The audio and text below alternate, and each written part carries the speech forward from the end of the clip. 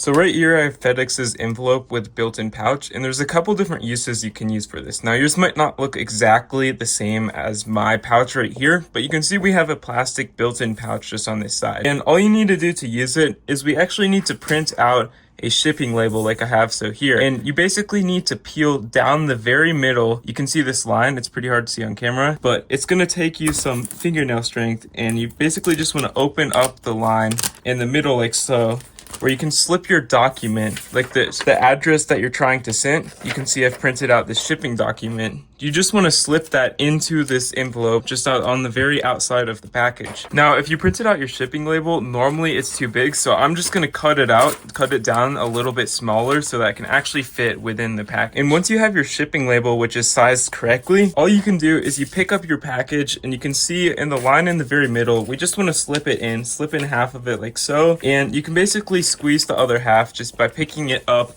under here and just threading it through here like so. Now it's pretty awkward, but this is all you need to do to actually put in your shipping label. And you can basically reuse these packages just because the shipping label is not actually on the package, but it's just a nice little slip of paper that you can easily take out just the same way we put in like so. And you can simply put your stuff in your package and reseal this package using tape, but you can actually reuse this package in the future and you should be good to go.